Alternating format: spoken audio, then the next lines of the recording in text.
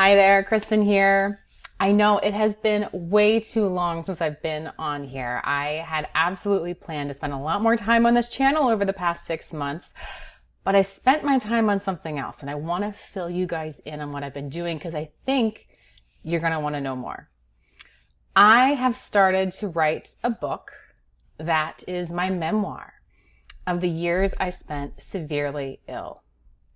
Now, I'd love to get your input on what part of my writings you'd like to hear first, because it turns out that I have written about like three main, super broad topics.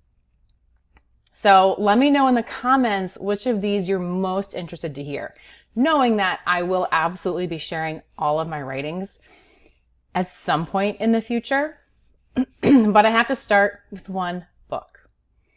So the first topic is actually writing about my story as it happened, as I lived it.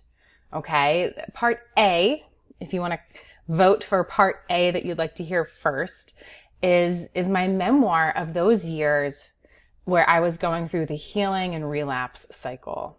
These are the years for me, 2010 to about 2017. It goes deep into who I used to be. It goes deep into my experiences of illness, what I felt, what I was thinking, the ups and the downs, the emotional ups and downs alongside the health ups and downs, and just brings you into my world. Now, B, the second type of writing I've been doing, is around the lessons I've learned while healing. I have learned so many things about healing because if you've been here for a while, you know that as one person, I've had to heal 3 different times from severe chronic fatigue as a symptom, plus a whole host of other symptoms I was having. And every single time I needed different supplements and I worked with different practitioners. So if me as one person needed entirely different things every time I healed, what really helped me heal? Okay. These are the lessons that I share. They aren't so much in story format as much as I'm kind of telling you, sharing with you what I've learned is really important about healing. So that would be B. If you want to hear about the lessons I've learned first outside of the story of my health issues, then you'd vote for B. And C, the third type of writing I've done, is actually about my life since my last recovery. And I'm referring to this area as staying well.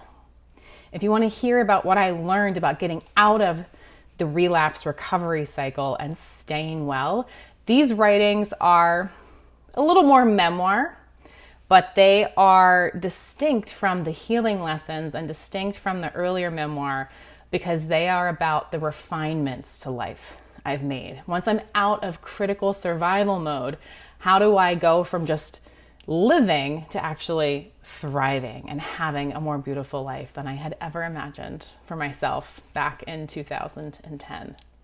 That would be C, staying well. So to give you guys a little more of a taste about what these different sections are like, I actually want to share some of my writings with you today. This is going to take a while. This isn't like a 1-minute snippet, okay? This is going to be maybe 10 minutes of me reading content. For those of you who have brain fog today, I'm going to do my best to read slowly so that you can follow along. And I should also have the captions uploaded and enabled so they should be accurate. And you can read along if you're having trouble listening today. I'm starting with my memoir writings. This is A, if you're going to vote for hearing about my story from 2010 to 2017. This is actually the story of the first time I experienced post-exertional malaise, or PEM, during a workout in a gym. Why can't I get up? Collapsed on the rubber mats, my friend's hands urging me back down onto the sweat-sticky gym floor. Why can't I fill my lungs with air? Another wave of dense black fog across my consciousness pulls my head to the mat, smothering my ability to form words, leaving me only gasping and grasping for understanding. I have muscles, but they are too weak to lift me off the floor just now. 10 minutes ago, I was in the middle of a set of sprints and burpees. A couple days ago, I was deadlifting above my body weight, striving and achieving through my ambitions. What is happening? It's the heat, I hear someone say to someone else. I can't turn my head to look. It's too hard. The energy to roll my skull over the mat isn't there. It's 100 with high humidity. It's just heat exhaustion. She needs rest and water. She'll get better. I can feel the heat through the sweat on my skin and the hot breaths that don't fill me up. There's no AC. The old auto shop garage door is gaping open for airflow, creating an oven convection current. I thought I was tough enough to push through the heat. Everyone else is fine. It's just me quitting. As the energy returns one grain at a time, awareness floods in of how they're seeing me. Sprawled in the middle of the small gym, barely conscious, weakened by heat, gasping like a fish out of water, helpless like an infant in need of their care. Shame pools over me, chilling my core and threatening to drown my empty lungs from inside, wishing I could get up and run away and pretend I was never so naked. Who could possibly want to be around someone so useless? But I needed energy to don my armor and be tough enough to need no one. Tears welled in my eyes in response to the shame that wanted me to isolate, and the shame multiplied. The tears ran down my cheeks, the final display of how needy and burdensome I really was. Revealed, seen as the weakling coward I had hidden, the emotional pain overcame my physical struggles while caring more about what I imagined others thought of me. My apex nightmare in sweltering daylight. 2 friends stayed by my side as it subsided, feeding me tiny sips of water until I could stand on wobbly legs. Their attentive care felt even more burdensome and shameful, a debt I needed to repay as I apologized for ruining their workout. My past experiences reminding me that getting in the way of others' lives is a sure path to losing relationships. To make sure I'm not needy again if I don't want to be lonely. Resting for recovery, like a wild hawk caged, I raged against my community-imposed exile from the gym as I viewed my forced days of recovery. I had gains to make, a physique to maintain. I'm stronger than this. Whatever it was, let me show you. Less than a week and I was free to get back to beast mode, and I threw myself into the routine like nothing had happened. Normal life resumed, and the memory of shameful weakness was shoved away. So if you want to hear more of that style of writing about my experiences living with these severe illnesses, comment A down below. All right, next up for you, I have an example of B, one of my lessons about healing that I learned. This is the time to be selfish. If you were totally healthy and fine, then sure, go ahead and prioritize Aunt Margaret's feelings about whether or not you attend her 52nd birthday party. But today, right now, when you are dreading a party that big and that long because all you can see is the looming crash afterwards, whether it's hours or weeks to recover back to where you are today, then put yourself first. And yes, acknowledge the part of you that would enjoy the party for 10 minutes of socializing and togetherness.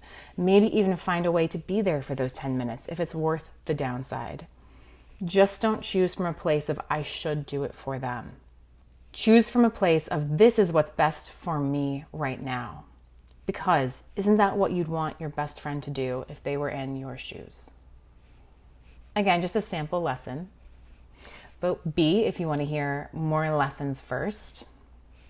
And then finally, C, the staying well stories for C are actually pretty long and involved. I don't have a quick sample to share, so I'll just give you some examples of what I write about. And, you know, I would say it really starts with me learning to respect myself enough and love myself enough to create good relationships in my life. And it's about times when I cut out major relationships and how those helped me. Another example of staying well is also how I behave within relationships, the ones that I do keep, how I show people how to treat me through my actions and through what I tolerate, and how I function within relationships has taken me from feeling like, okay, I was, in critical mode trying to survive when I was ill and in the relapse cycle. I get out of that and I'm living, but I know there's so much more ahead of me, and how I function within relationships and the relationships I choose to keep takes me from just living to actually feeling like life is amazing and full of joy, and I'm getting to experience happiness often, and really feeling like I'm getting the full payout of the decade plus of work I have done to reclaim my life from severe illness. So vote for C if you want to hear more about staying well. Now, why am I asking you to vote for what type to hear first? It's because I've realized that it doesn't make sense to put all of this in one book. It doesn't work. I have to start with one area. So I'd love your input on what you'd like to hear first. Noting that this book is due to be published in 2023. It is so hard and so much more work than I ever realized to write a good book, a polished piece of my life and my soul that other people will actually enjoy reading. So I'm putting in the time there. I am also going to be, I promise this time, putting in more time on videos on this channel. As you can see, there's a lot of moving boxes behind me. That's because we are moving again. We moved a year ago, bought a beautiful home. We've had some horrible experiences here that maybe I'll tell you about sometime. And we are thrilled to be heading back into the city and living in an apartment again, and just being in the middle of the hustle and bustle and the amazing food available in our city. And you'll get to see the inside of my new apartment in future videos. So again, would love to hear from you what type of writing you would like to see from me first, knowing you will get to see all of it eventually, okay? Thanks so much. I hope you're doing so well. And thank you for checking in on me on my videos and asking how I'm doing and where I'm going, and asking me to actually post again like I said I would. I am here, and my time has just been spent in other ways than I had planned, which goes back to my life's motto, which is to always have a plan to deviate from. All right, guys, take care. Bye.